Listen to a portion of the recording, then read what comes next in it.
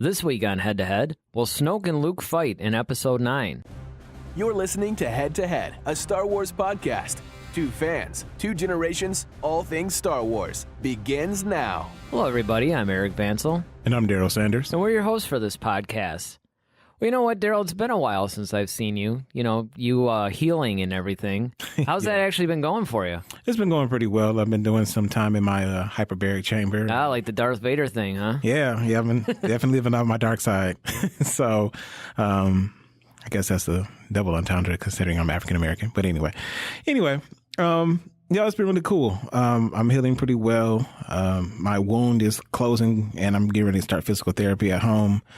And the goal is hopefully for 4 weeks after that, I'll go to outpatient therapy. And then from that point on, it's pretty much back to the races. I'll, go back to the gym and strengthen the leg up some more and continue to do that. And just kind of start getting back to my everyday life again. When do you think you'll finally be back to pretty much where you were before the accident?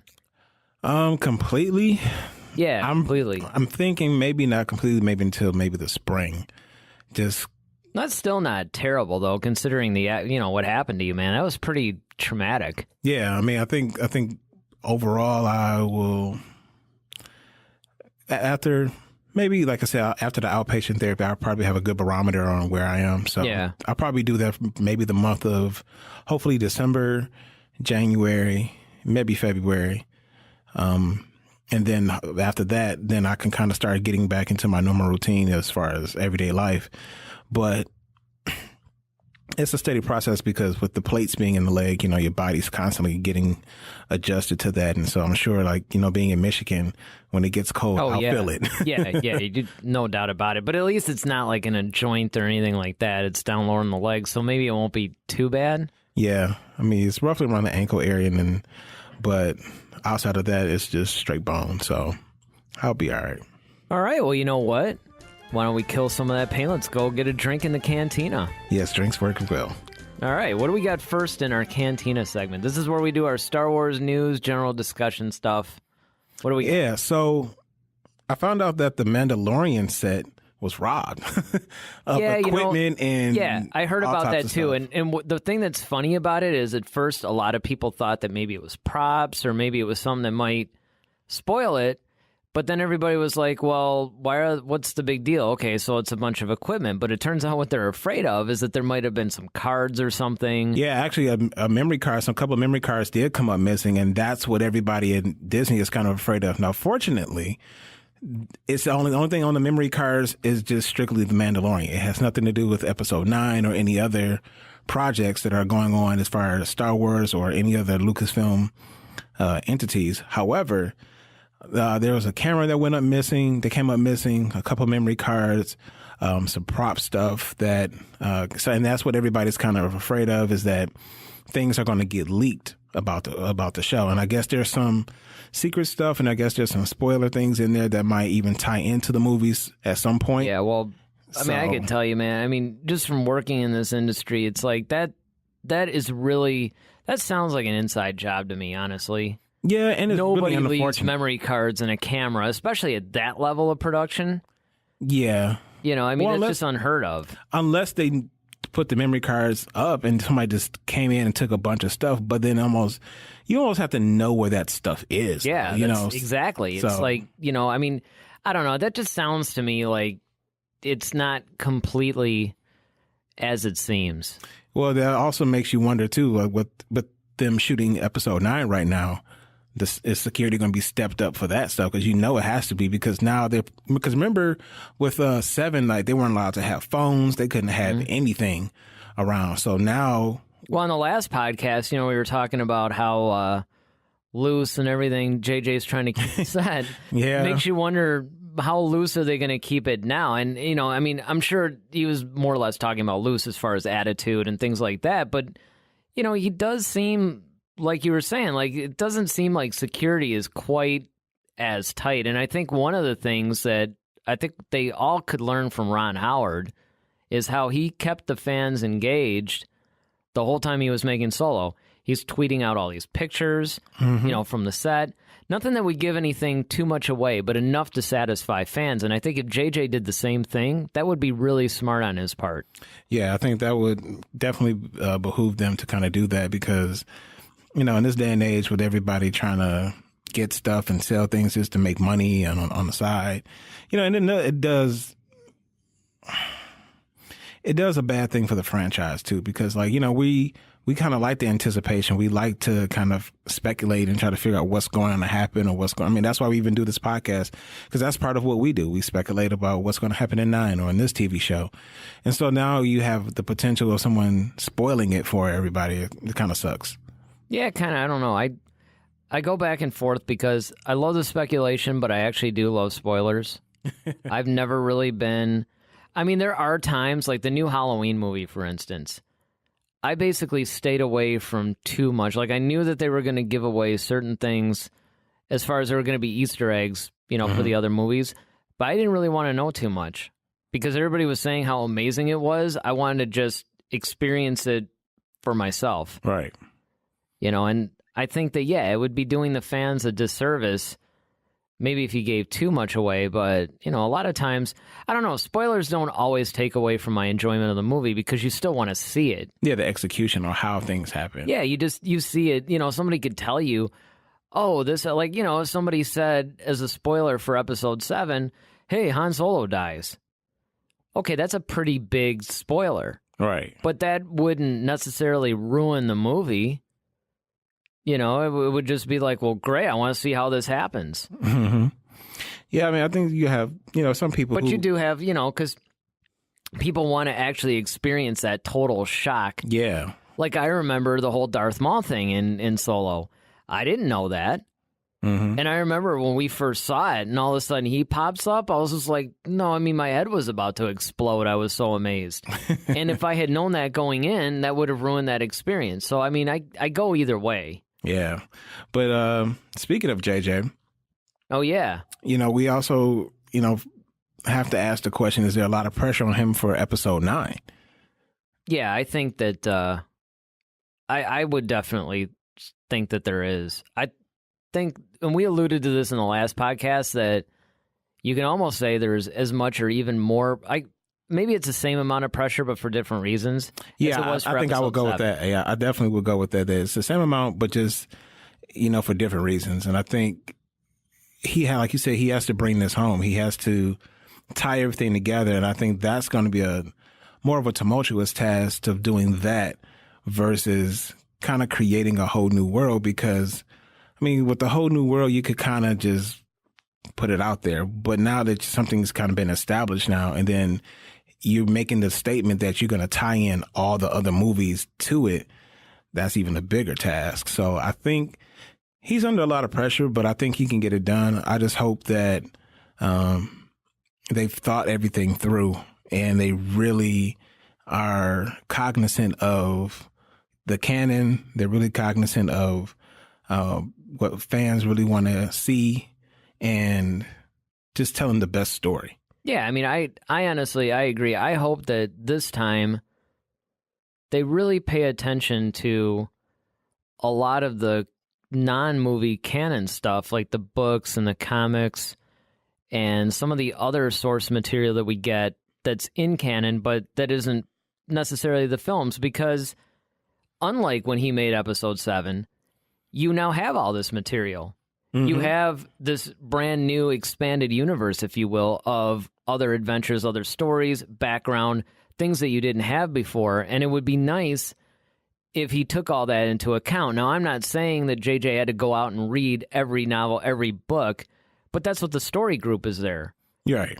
That's their whole purpose. Their whole purpose is to keep the continuity. Yeah, keep continuity, but also, hey, fill me in on everything that's going on in this thing. Now, that's where I think that Dave Filoni has gotten it right, is the fact that he actually can tell you. He's sort of like a Star Wars encyclopedia. He knows all this stuff about all these characters, and I just really hope that he really takes that into consideration. And when he said that he really wants to tie all 9 films in there, I'd like to see prequel references. Look at how we lost our minds when we actually heard Luke say the words Darth Sidious. Yeah. What a great little thing to put in there that references the prequels.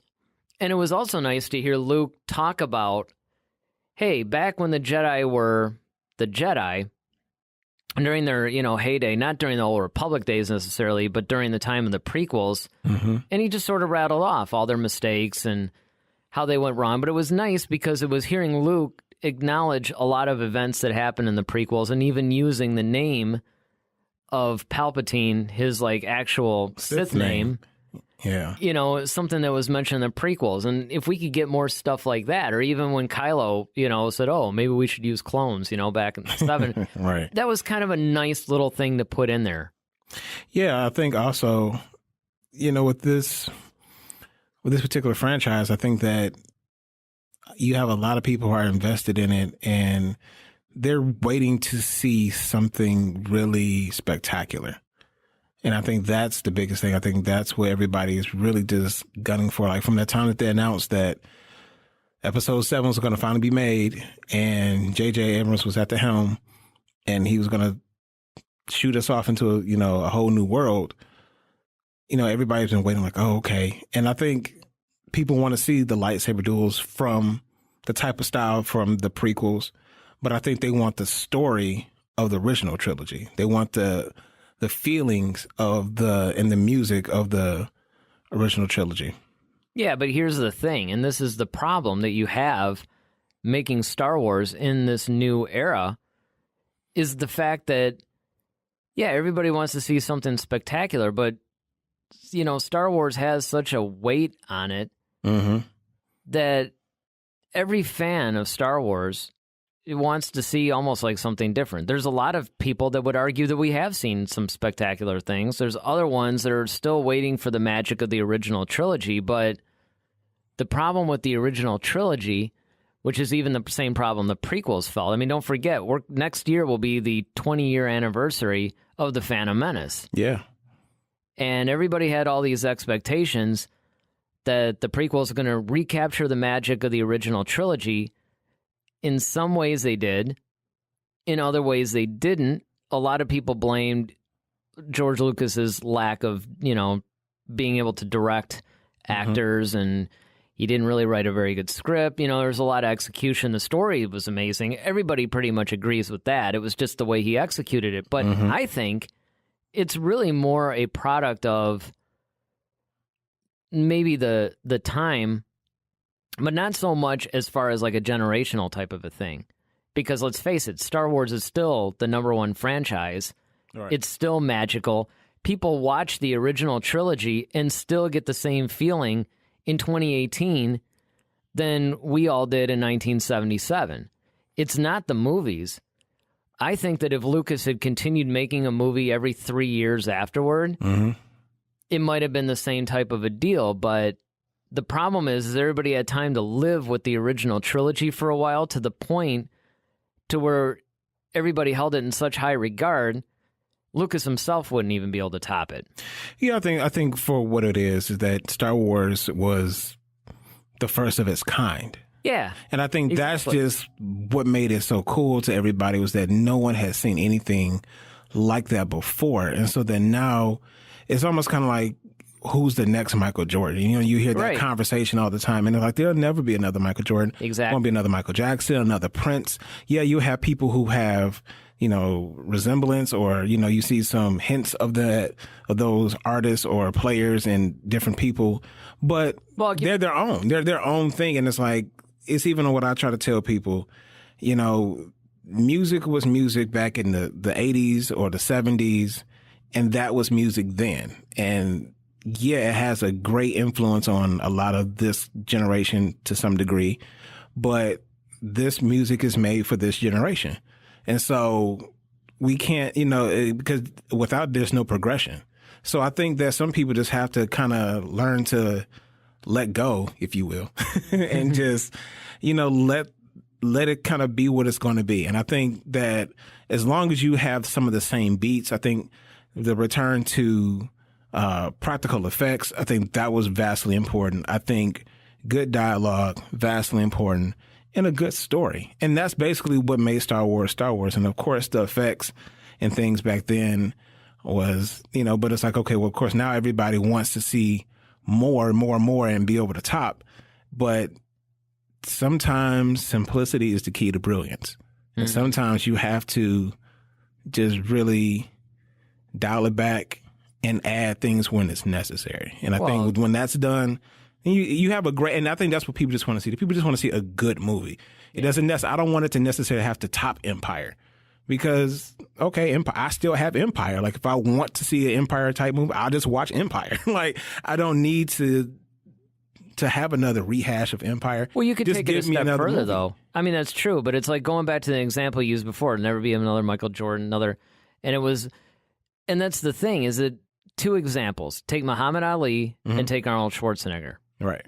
Okay, these are two guys that are pretty much, when people look at those respective sports, whether it's bodybuilding or boxing, those are the guys they point to. Right.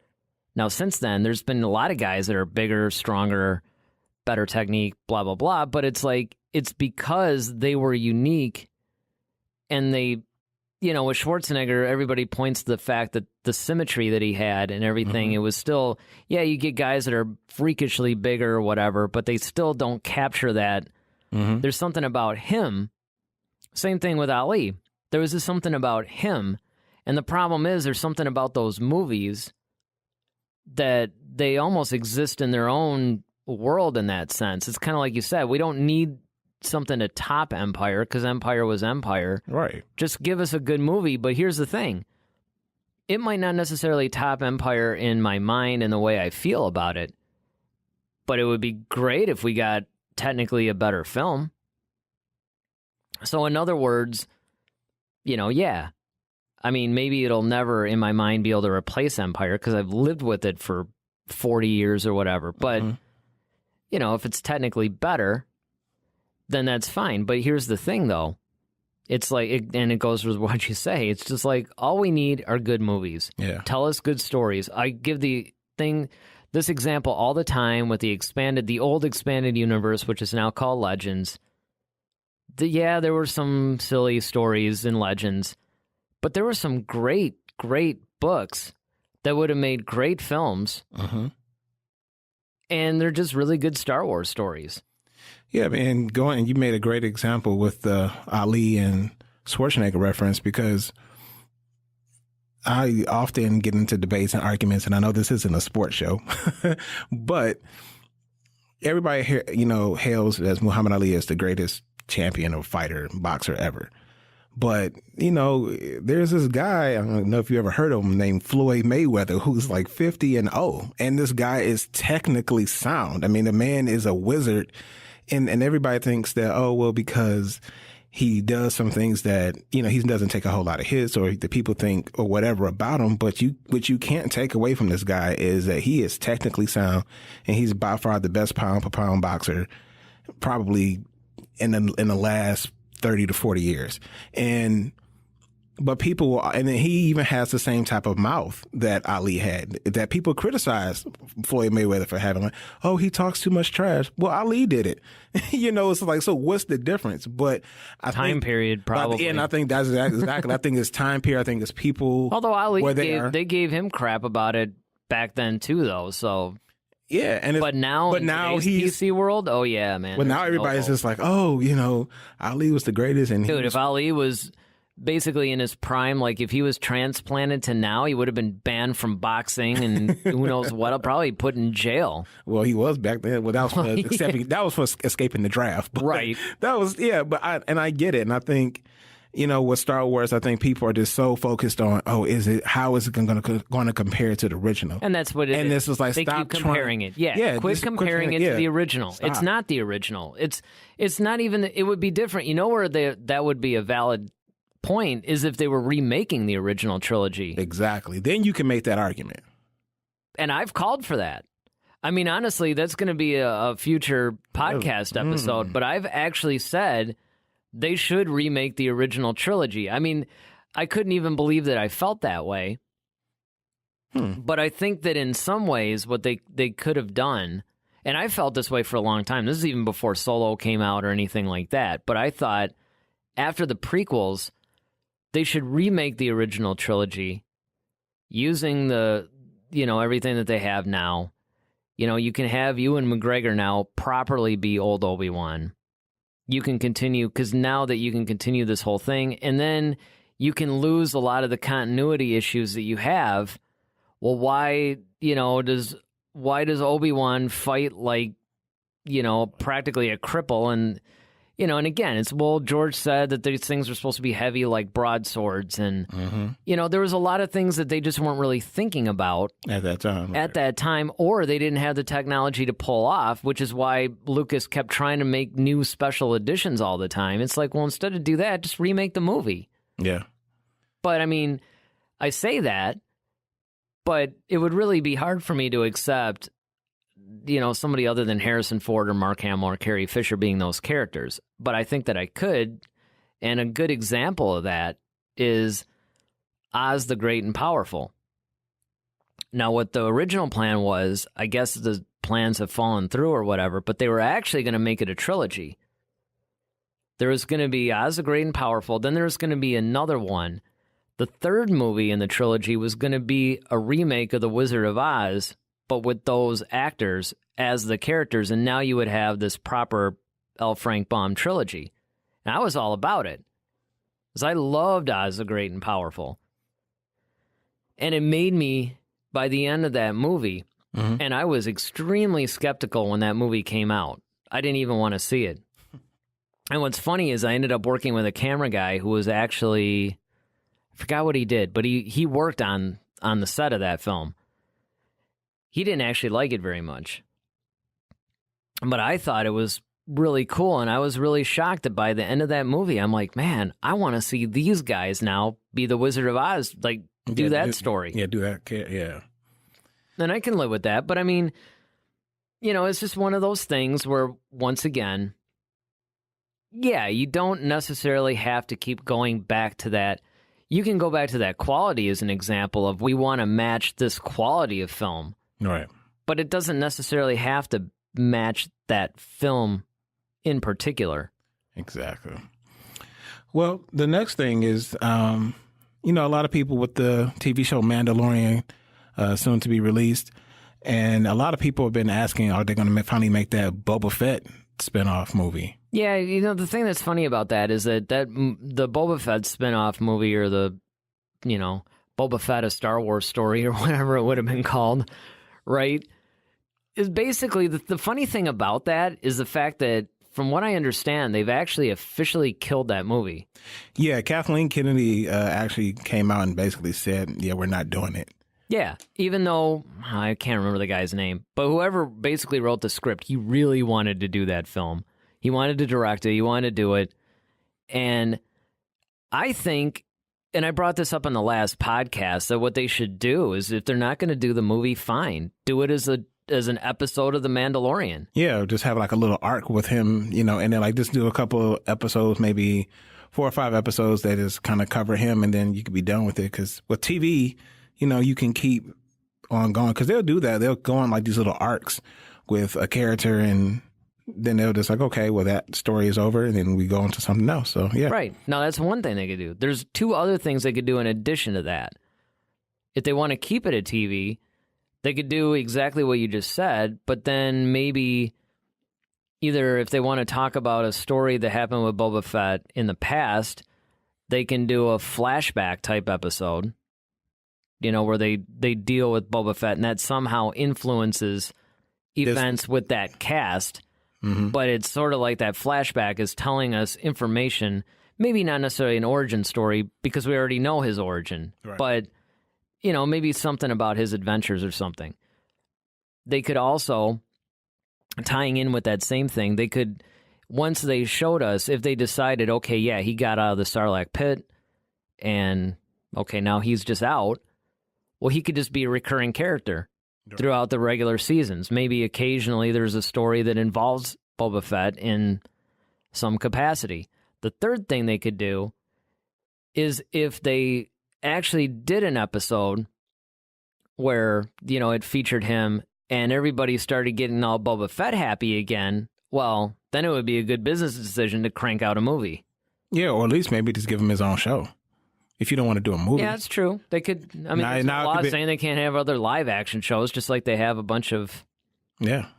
You know, and it's funny because my DVR, it has like 5 episodes of Resistance. I still haven't seen a single one of them. But now, from what I've been hearing, people that thought that it was just a kid's show, it's not. I mean, it's definitely themed toward kids, but I guess there's something in it for older folks too. Oh, sweet. So, I mean, I'm really looking forward to seeing it at some point. But I did finish that Last Shot novel. Right. All right, well, what's next? Well, next we have Duel of the Fates.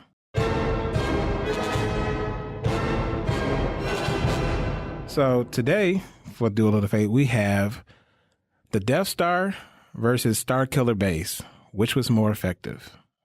Yeah, that's a good question because what's funny about that is that, you know, of course, one of the criticisms that everybody had of Episode 7 was the fact that it was a rehash of Episode 4, and Starkiller Base was nothing more than a repackaged version of the Death Star. Even Han made that joke, kind of. He's like, well, when they were all looking at the plane, he was like, well, let's just do what we always just blow. Yeah.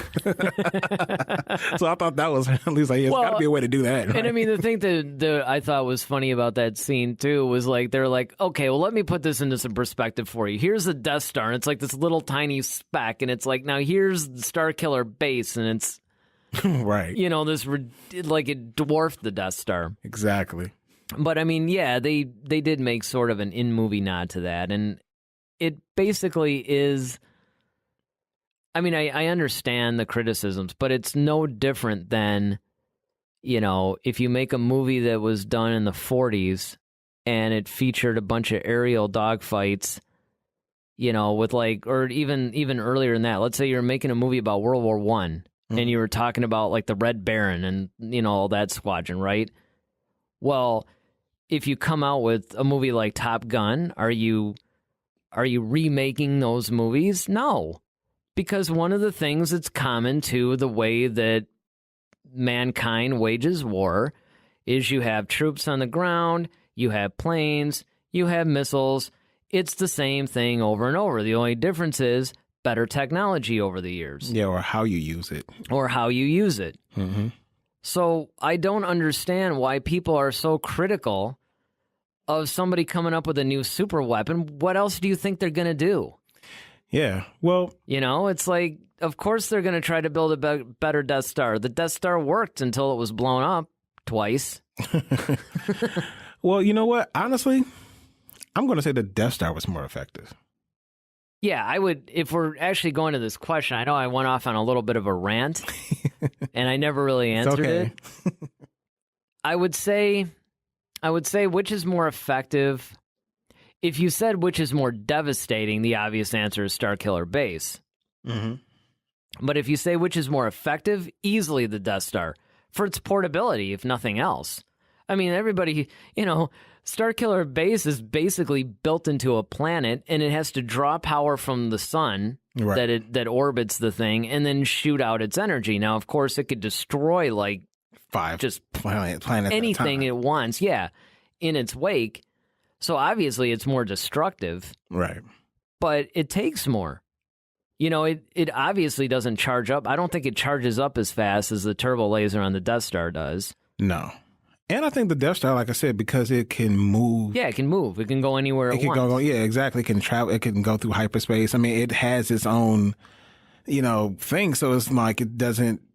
You got to wonder if it makes like a bigger ripple in time or in space, hyperspace than a ship would. I mean, it's like a planet or a moon going through, you know, into light speed. And talk about programming a Navicomputer. How are you going to like program a computer that's going to go around stars and other planets? Yeah. Or something that huge. Yeah, like a moon just flying around. Exactly. I mean, granted, you could argue that anything that hits it would probably be gone, but it's like you better have some good Durasteel on this thing to... Well, yeah, not only that, but you better not hit another planet. Because then that thing, I mean, then both go. I mean, that's just something that always fascinated me. But definitely the portability of the Death Star, I would say, makes it more effective. You know, the weapon can blow up a planet.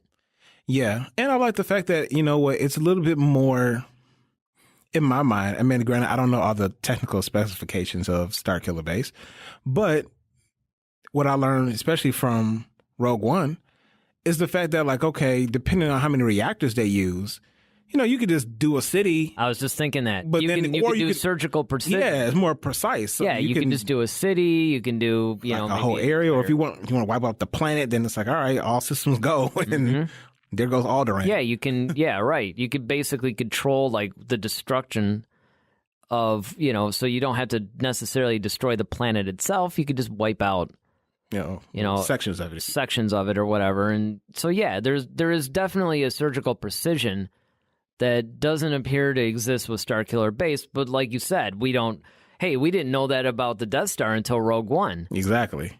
You know, you just kind of figured it was all or nothing. You're right, because everything it was taken out. But then, you know, I guess you can kind of estimate that too, because even in Return of the Jedi, you know, the Star Destroyers were there just to kind of keep everybody from running. But then, like, once the Death Star just started fighting, I mean, it was hitting ships, but it wasn't like just wiping, because you would think something that powerful would just wiped out everything if it could take out a planet. But it was still pinpointing, like, specific ships and just taking them out. Yeah, actually, one of the most fearsome Death Star scenes to me was when, you know, everything was popping out of hyperspace, and all of a sudden the Death Star pops out of hyperspace and then just starts picking things off in Rogue One. I mean, to me, that was scarier than anything in, you know, A New Hope or anything like that. It's like, man. And can you imagine if there was like 5 of those things just coming in? Plus, it was very ominous, because that thing, like, especially in Rogue One, they did an excellent job with that. Yeah. Because there's that one scene where they just kind of popped out of hyperspace and it was just kind of orbiting. You could kind of see it in the from the actual planet's surface. Yeah, it was up in the atmosphere. And you kind of, because Krennic, when he looked up and saw that, he's like, oh, he already knew. Yeah, he knew it was coming. He knew what time it was. He was like, oh crap, you know. So well, it was a good run. Yep. So, but you know, it's a good point too, because even in Return of the Jedi, it was picking off individual ships, and it was only half built at that point. Exactly. So I mean that. Yeah, I think overall, you know, if we had to declare a winner, I'd say the Death Star. I'd rather have the Death Star. Yeah, I'd rather have the Death Star, too.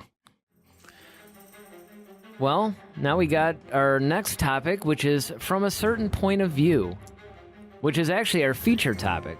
And I always say this, you know, that it seems like every topic we have is our feature topic, but this is the one that we use for the title of our podcast. So today is, will Snoke fight Luke in episode 9? Yeah, now that's interesting.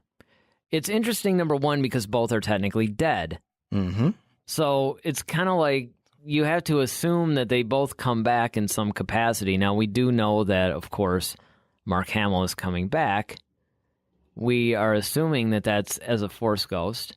But we really don't know. And we talked about this on our last podcast. Like, well, you know, what does that really mean?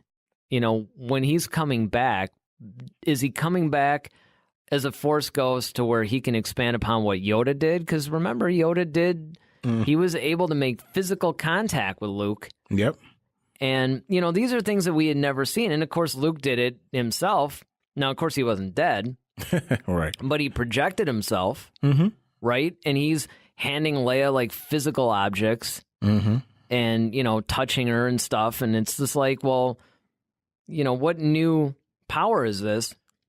And we brought this up in the last podcast, too, that both Snoke and Luke, at one point, Luke we know for sure, Snoke we suspect were in possession at one point of Darth Plagueis' book, which talked about how to cheat death. Right.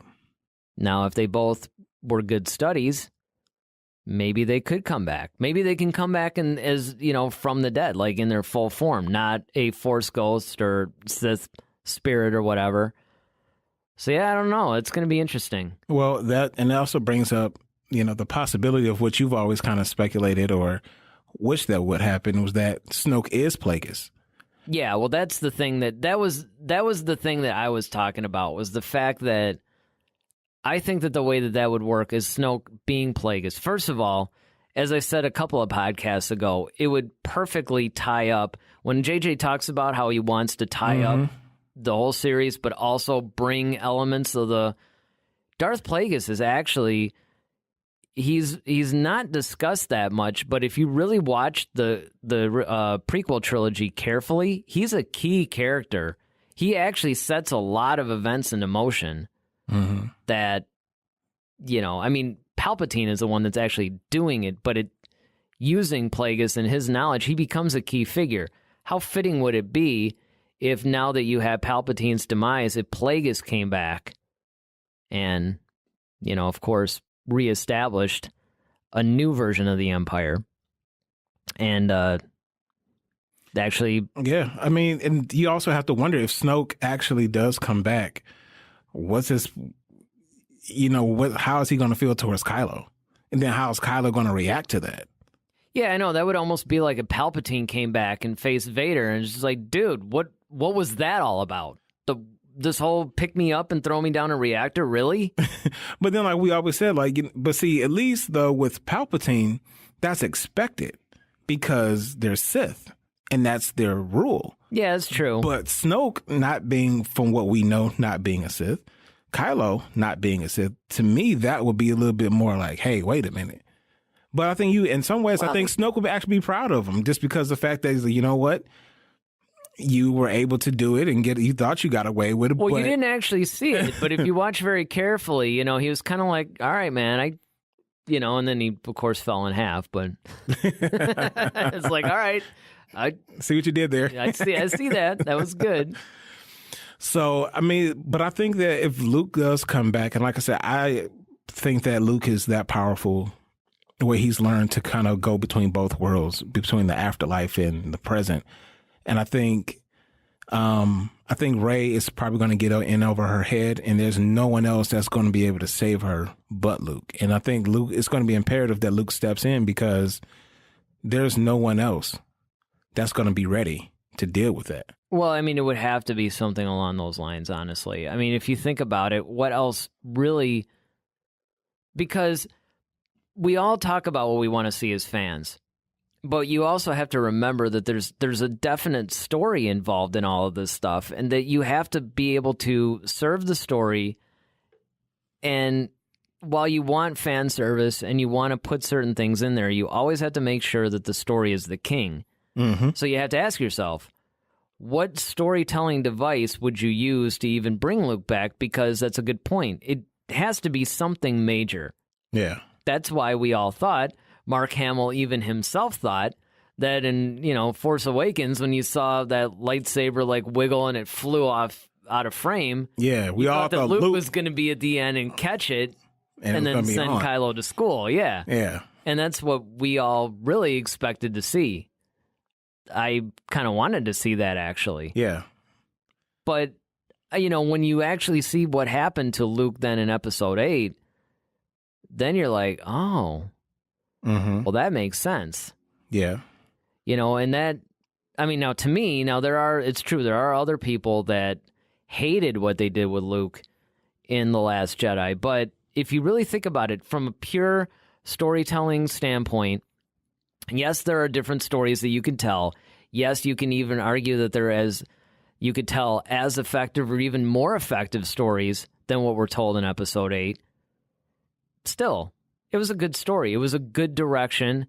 And it wasn't expected. Yeah, it wasn't expected. How about having this guy who was once this hero have to face this dilemma? It was brilliant in my opinion. Yeah, he had to face this. I mean, he had all this power, but he couldn't. And it's almost like I said, I always say it mirrored Anakin in a lot of ways because he had all this power, but he couldn't stop certain things from happening. So just like Anakin couldn't stop his mother from dying, he couldn't stop Padme from dying. Well, he probably could have if he didn't choke her. But so he couldn't stop certain events from happening. And Luke had to accept that fact that, okay, I'm this powerful Jedi, I'm this great hero, but I lose my nephew.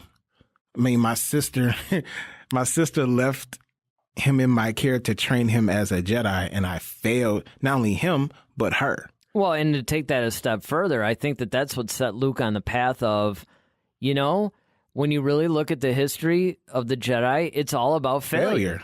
They constantly failed, and maybe it's not the situations, maybe it's these guys, maybe it's this doctor, maybe there's something about this that's like, maybe it's the definition of insanity. You keep doing the same thing over and over again, and it's, hey, maybe the Jedi way isn't the way. Exactly. And you're probably right. That's probably what, led to that thought process. And that's what I mean by look at how deep you can go into that story. Yeah, we could spend all day talking about it. Yeah, you could talk about that because, and that's the thing that I keep saying, that everybody blames Rian Johnson for ruining Star Wars. But in a lot of ways, he gave us a lot of things that could take Star Wars in all new directions, and it makes you think about things, and it's really deep. And yeah, it's not so cookie cutter. Yeah, I mean, sure, we all wanted to see Luke, okay, they get themselves in trouble.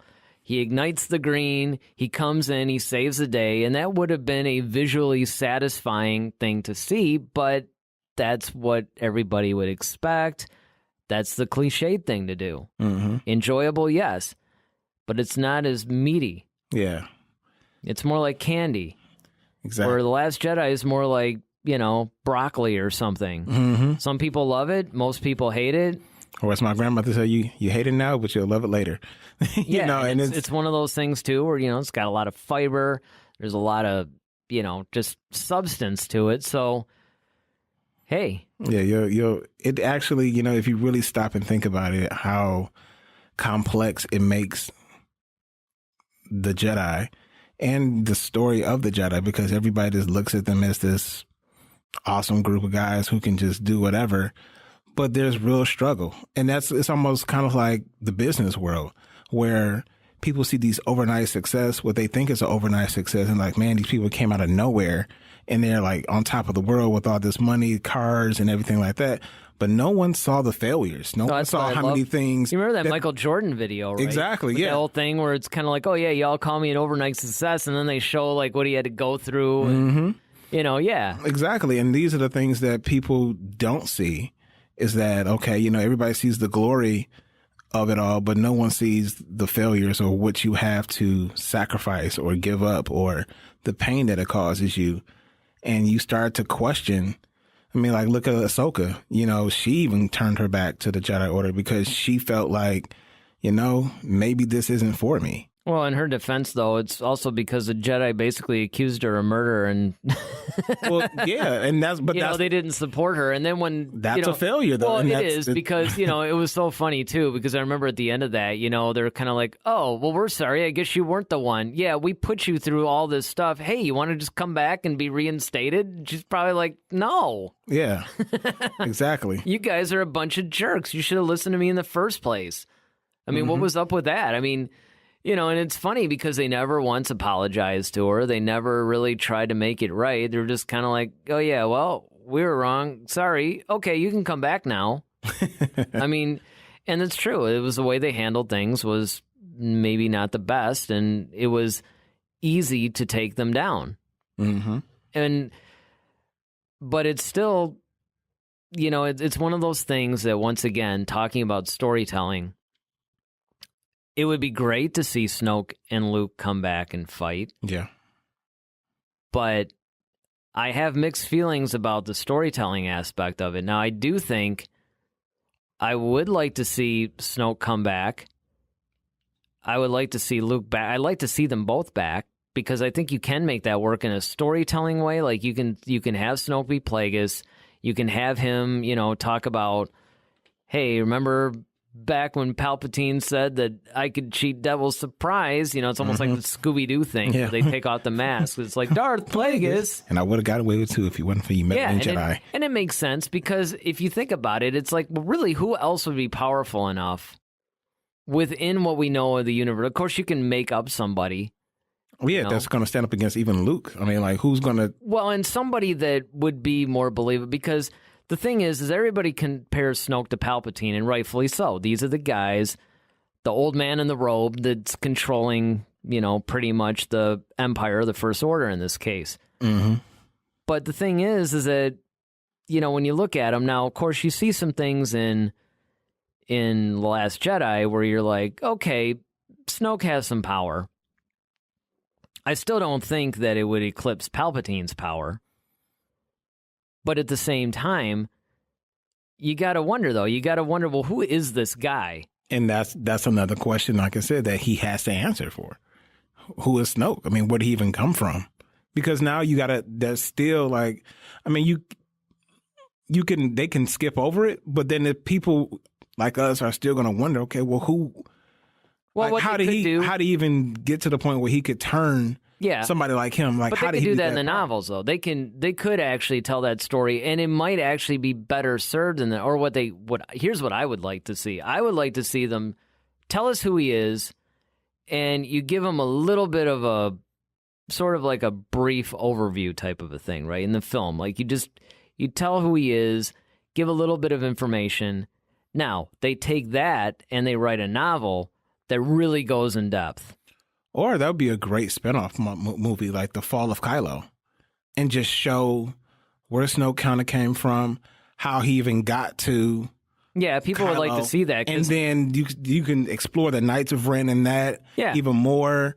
Sure. And then you can show Luke, as far as like, man, him going over to Ahch-To and just kind of hiding out and just kind of show where Kylo, how Snoke was basically seducing. You can go before that even. And call it the Rise of the First Order or something like that. Well, you could because, and people have talked about this, because, you look at the Marvel movies, like how they de-aged Michael Douglas and, a couple other actors in there, actually. You don't, because the events of Kylo's fall and betrayal occurred not too long before The Force Awakens, you don't really have to de-age Hamill that much. Right. I mean, they already kind of did it anyway. They did. Yeah, sort of. But I mean, when you talk about the real digital stuff, you don't have to de-age him like by 20 or 30 years or something. You can de-age him by like maybe 10 years. And you can talk about him training, how he actually like starts to turn to the dark side, how Snoke influences him. Now granted, unfortunately, Carrie Fisher couldn't be in it anymore. If they could talk Harrison Ford into making a couple of cameos, once again, you wouldn't have to de-age him that much because it doesn't take place that long before The Force Awakens. We're not talking like the time period of The Mandalorian here, where it's only a few years after Return of the Jedi, and you have to make him look like he's 35. You actually have a little bit of leeway. Right. And, that would be good. That would be an interesting thing. I don't know if I would. It's like I have mixed feelings. I'd like to see them appear in Episode 9. I don't know if I need to see them fight, although I guess that would, if they're both around, that would make the most sense. I mean, who else is going to fight them? Honestly, I would say let it happen. Like, if it's going to happen, make sure the story supports it, but I want to see it happen. Simply because we all want to see Luke one more time. Just be Luke one more time. Well, I know what you're saying. It's like, because Luke going up against Kylo really isn't much of a fight. That's not a fight. It wouldn't even be that satisfying. The only way I could remotely see that happening, is because they're both of the Force. Well, yeah. Grandson and great-grandson of the Force. So that will be the only possible, if Kylo somehow found out how to really become super powerful like he's destined to be, that's the only way I can see that happening. Because, but still, he's one generation removed from the Force than Luke. Yeah, and Luke is further along, so there's no way that Kylo would ever.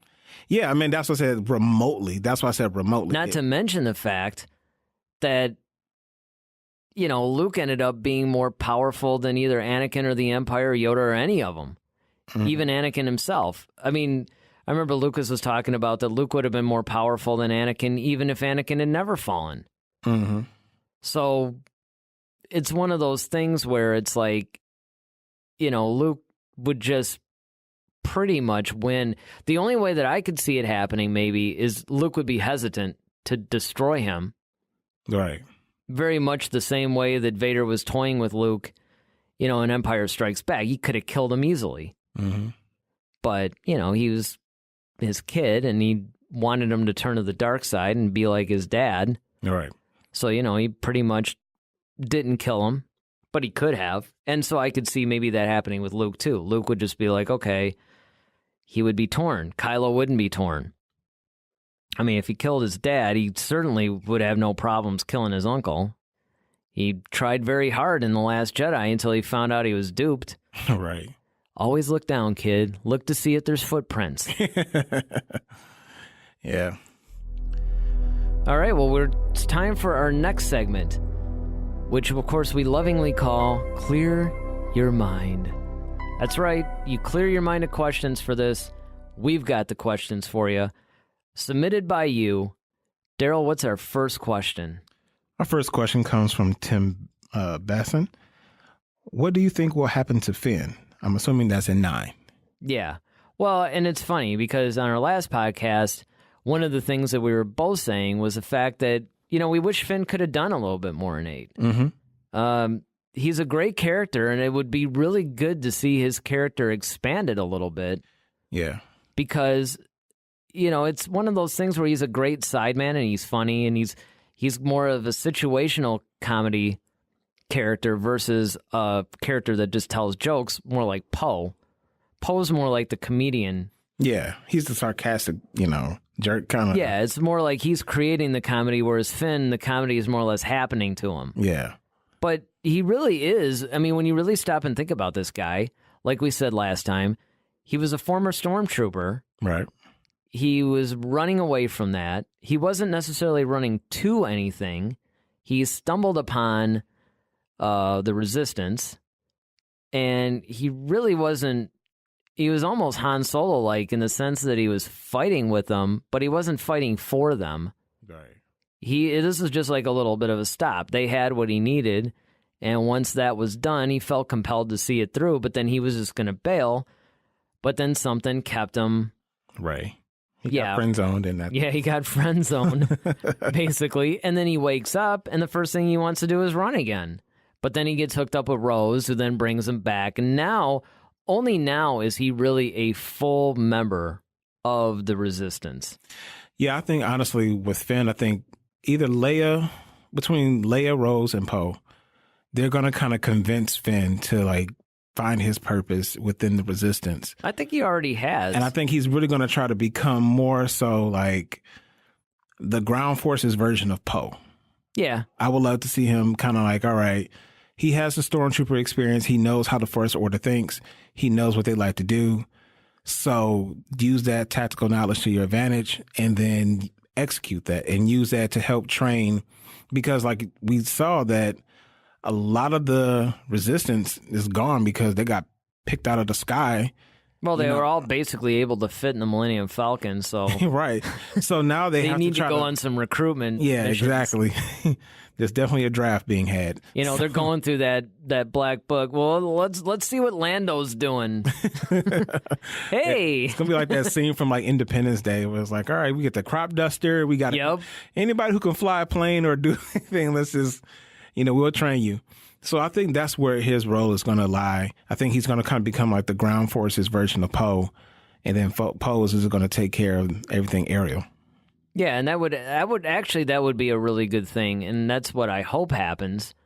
And I would like to see a little bit more of a character-driven story with him too. Mm-hmm. Something that talks about the struggle that he's been having. Again, this isn't some sort of an artsy film type of a thing. I get it. This is Star Wars. But one of the nice things about some of the other things that we get, like the comics and the novels, is that you really could get into the meat of the story with the characters and with different things, and it really enriches the whole universe, honestly.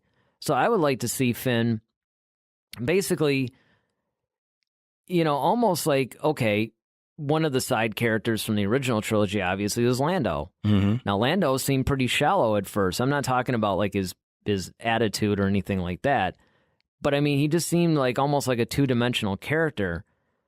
But then by Return of the Jedi, you started to see a little bit more of a turn. You could see that there was some depth there. And then when you get into more things, especially The Last Shot, I would recommend, if you're a Lando fan, The Last Shot is a great book. Because even it is billed as a Han Solo and Lando Calrissian adventure, but you think that it's going to swing a little bit more towards Han, but it really doesn't. It handles both of them because it goes back and forth between the present day, which for that novel would be, I think it's a few years after Return of the Jedi, maybe. or maybe, a few years, because, Ben Solo's in it. He's like a little baby. Mm-hmm. So, and, it talks about the struggles of both of these men who pretty much were fighting for themselves and only out for themselves. They accidentally wind up into this cause. They end up fighting for it. And then afterwards, nobody really thinks about it, but it's kind of like these guys are lost in this world. It's like that civilian syndrome. Well, what do? I can't really go back to being this shallow, selfish person I was, but I really don't know what else to be. Mm-hmm. And so and of course it flashes back to a little bit before, a little bit after Solo, and then a little bit. There's like 3 different time periods it jumps in. But they could do something with Finn, because there's really a lot of meat to that guy's story that I don't think that we're really fully exploring yet. Yeah, so I think those are some good ideas, and I hope we get to see a little bit more from Finn in episode 9 and a lot more depth. Yeah, me too. What do we got next? The next question comes from Samantha Rodana, and she wants to know, who do you think will die in episode 9? Who do I think will die? Well, let's see, Luke technically died in episode 8. In theory. Hey, but wouldn't that be great if they resurrected him and then killed him again? Like, fans would just, they would just start burning down Disney or something. Yeah. Watch out, Mickey. Yeah. The pitchfork and torches and all that. Yeah. Send in the First Order. That's a tough question. When I saw that, I'm like, I would be tempted to say that they would kill off Leia only because of Carrie Fisher, but I'm not entirely sure that they would want to do that, because if they're going to take all the time, to actually have scenes of her in episode 9, obviously there's some storytelling issues that they have that they really need to use this stuff. Like, they couldn't just write the character out, and they didn't want to recast her. It would almost be good to just leave her alive so she can live on in post episode 9 stories in the comics and novels. But I could see Finn dying if we're talking about major characters, because you could kill off like Rose or something like that, and I don't think anybody would really care all that much. No offense to Kelly Marie Tran or anything, but we just met her, right? Hey, her sister died in like 5 minutes into the movie, into The Last Jedi. She got to make it to that, and if it was just a character to just, okay, we need to bring the story from this point to this point, and now that character no longer serves a purpose, so we can let that character go. Great. Yeah, I think I would say Finn too. I think he's the most one that you can see him trying to make a stand or make a statement, and he decides to sacrifice, because he tried to do it in 8. Yeah. That's true. You can make the argument, look, this guy's suicidal. If you think about it, he totally is.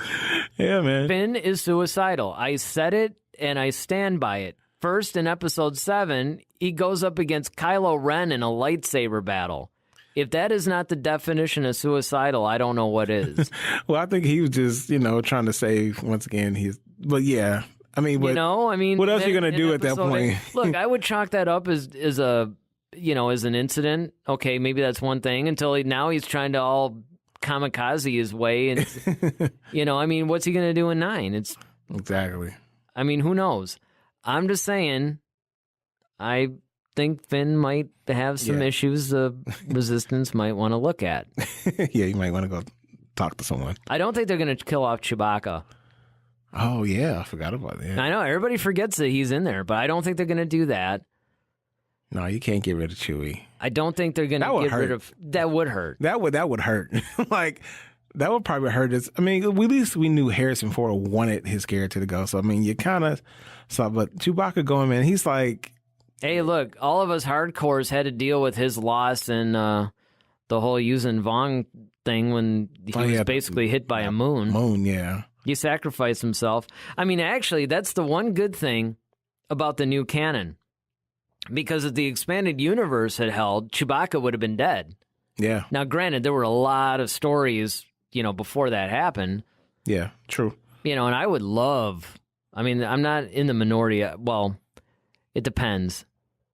There's fans go either way on this, but there are a lot of fans I do know, like myself, who would love to see the whole Yuuzhan Vong story arc, even though it took place in like 18 or 19 novels. Yeah. And they were not thin novels. I mean, it was... Yeah, they were... You know, it was basically, you had to really be... Committed. And in fact, you probably could have been committed after reading them. But there was a lot there, though. And it was a great story. Like, they don't have to tell every little detail, because there's a lot of filler in it, to be honest. But if they just basically took that story arc, that would be something cool that they could do post-Episode 9, if Luke was indeed alive, or at least a physical version of a Force ghost. Well, all right. Well, I guess that wraps up our show for... Yeah. All right, well, it was good to see everybody. Well, not actually see you, but it was good to be with you guys again. Remember to hit us up on Facebook or Twitter. You can do that at Head to Head SW Podcast. Or actually, you know, I keep messing that up. I think it's actually at Head to Head SW. Yeah. Yeah. You know, one of these days I really should learn our Twitter and Facebook, guys. You know, but you can... It's a tongue twister. Yeah, just search Head to Head, a Star Wars podcast, and you will find us. Well, I'm Eric Vancil. I'm Darryl Sanders. May the Force be with you. Always. Head to Head, a Star Wars podcast. Be sure to follow us on Twitter at HeadToHeadSW. Submit your questions for our next show. Visit our official website at headtoheadswpodcast.com. Until next time, may the Force be with you, always.